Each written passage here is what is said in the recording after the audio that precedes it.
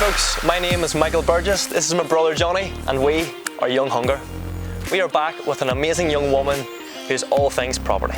Yes, that's right folks, we're here today with the woman herself, NI property girl, Eimear Gourley. And we're going to ask her the questions that you want the answers to. Today, we're at one of her properties that she's recently completed to take a look around and hopefully answer the questions as to just how she's got to where she is today. I think it's time that we go find her. Let's go see.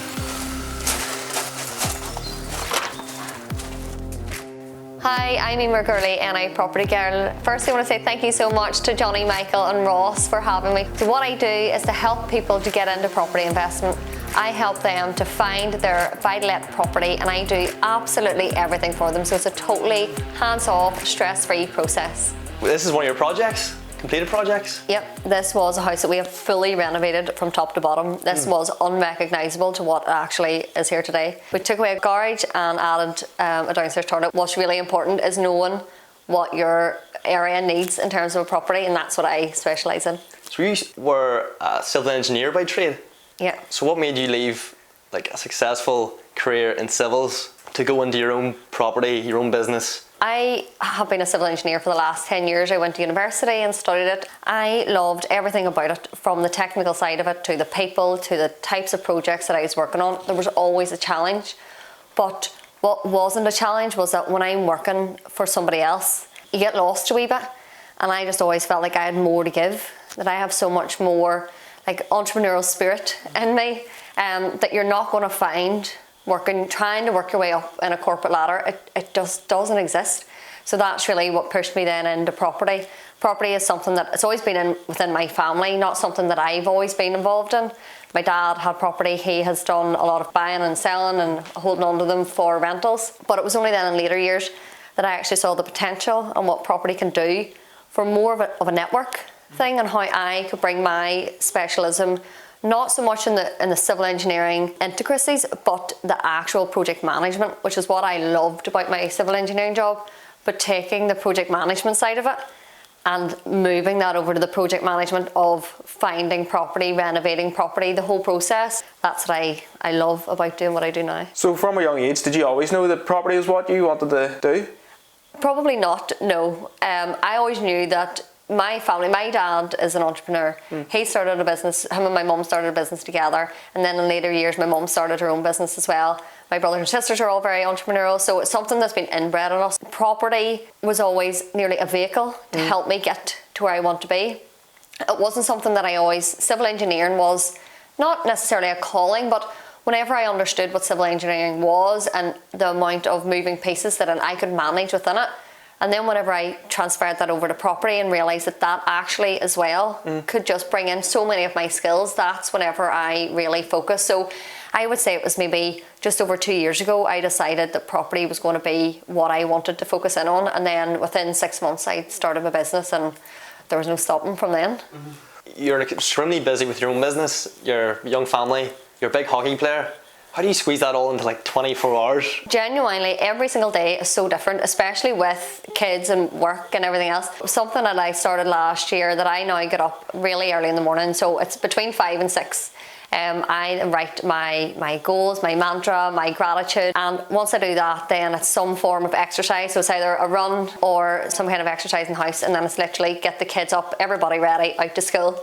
And then from there it is what's on the day. So it's either going to check up on refurbs, or it's going to view property for clients who are looking to buy property, or it's going to meet those clients to have a chat about what they want. So literally every day has a different dynamic. Yeah. And then it might be taking the kids. So when they come back from school, it could be taking them while I'm waiting in the car for them to finish gymnastics. I'm having meetings. So it's about fitting life around everything and not having one block. Some days I might only work 3 hours, other days it could be working 11 hours. It literally depends on either the workload, the deadlines and family life. You're living it before you get it, and therefore everything that you're doing today is in preparation for you actually getting the goal. And doing that simple process, and it is simple, it just takes consistency, changed so much of how I do things. Well, one of the things we did there this year, instead of just making it goals, we actually made a vision board. Yes. So we get up and we look at it and we go, right, what's my goal? But I'm not just looking at words. I'm looking at pictures, images. Yeah. This is where we're going. Yeah. What have you? Yes, I do the same. And actually what I do, I have it up in the house as well, and I have it as a screensaver on my laptop. So every time I open my laptop, it's the same thing there.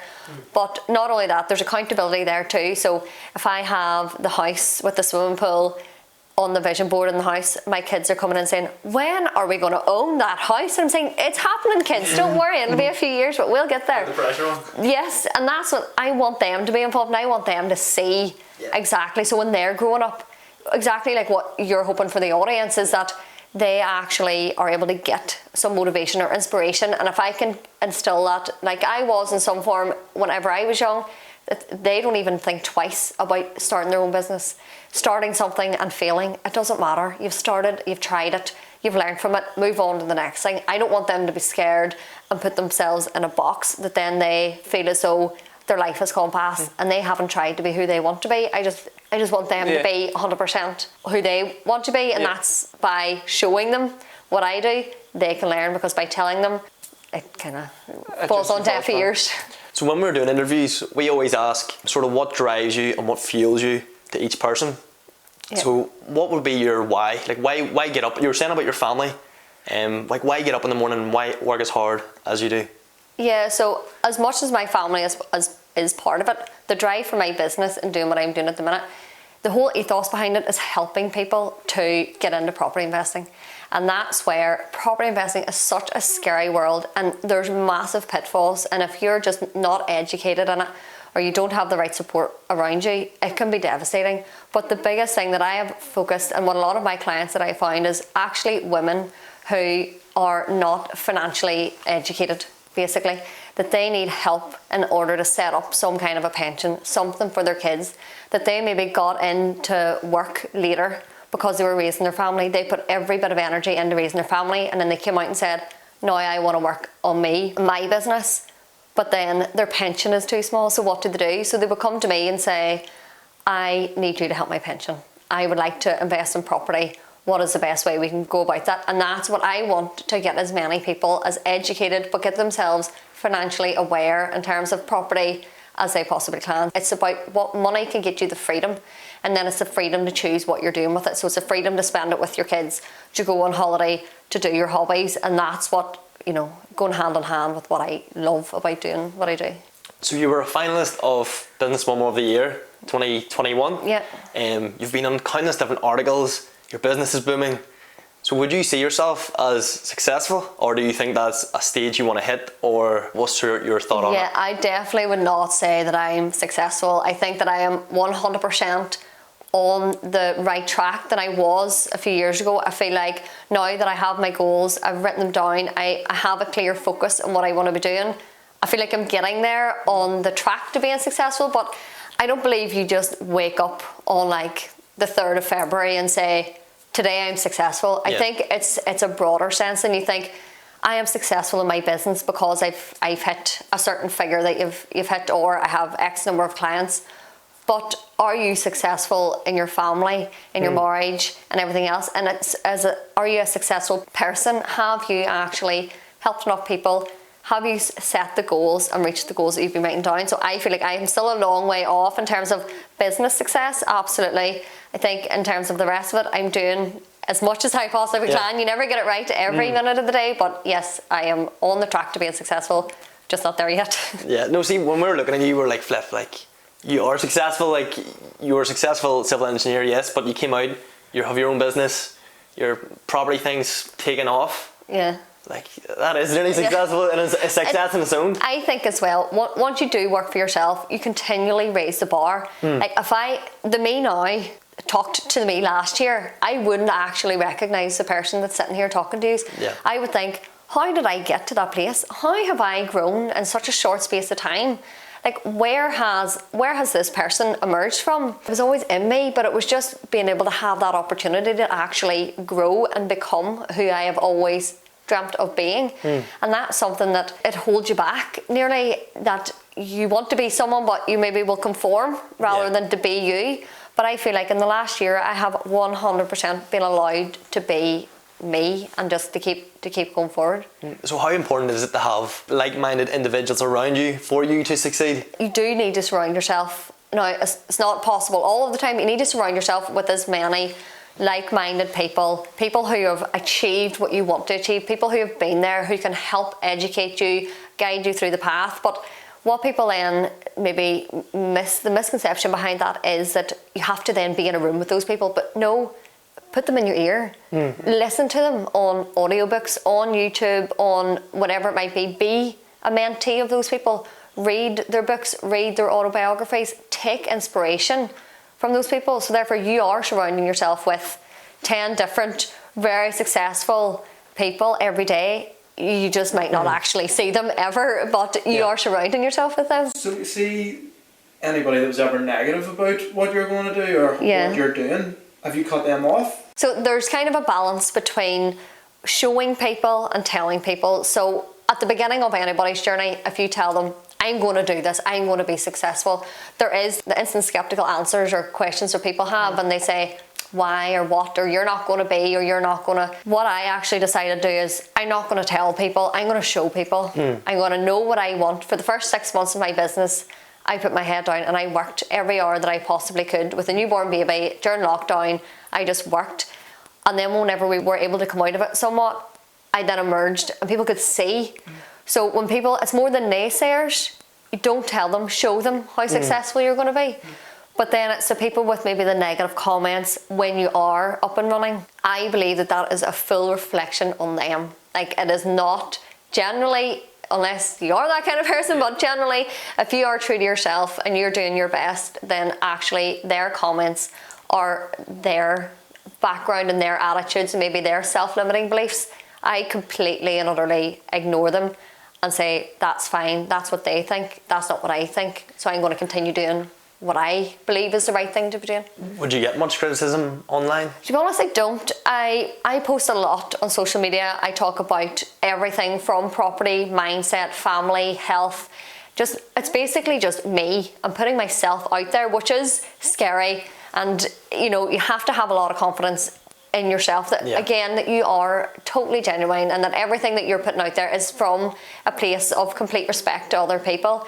And some people don't like it, but that's okay. They just will stop following you. But I genuinely, I don't get a lot of hate or anything from people. Maybe a few comments, but again, it's just kind of slid to the wayside. I'm too busy focusing on where I'm going to worry about what other people are going to be saying. So when you have a day off, or what do you do to relax or de-stress? You're saying earlier you're big into hockey. Yes, so I actually am on the committee of the hockey club and I captain the second 11 as well, and I train during the week and play on a Saturday, which I love. It all sounds so much, but you see when you love it, and I love going to hockey because once I step onto that pitch, I can think about nothing except for the game. And that's what I love. Like sometimes when you go to do a different task, you're thinking, oh, did I reply to that email? You can't think about that. You're thinking, where's the ball? Right, let's go. And that's what I love about hockey and any sport that you're going to be doing, is that when you're there, you're fully focused and you do actually, you come away from it. You've got obviously the endorphins from getting all your running done. You've got the crack from the girls around the hockey pitch, and it's the social side of it, but actually it's just good fun and you are able to just completely stop thinking about anything that could possibly be stressful to you. Yeah, you're just in that zone. Yes, totally. So we're personally in the goal setting. Yeah. So do you set goals, or what is your mentality on? Yeah, absolutely. So about a year ago, I wouldn't have set any goals. I thought about them and I thought I have these great goals. But as the common saying is, goals that aren't written down are simply dreams. I have listened to and read so many personal development books and audiobooks and programs, but see, when you don't take action, they literally become pointless. And that's where when you start to write the goals down, then you see it every day. You are writing them and visualizing.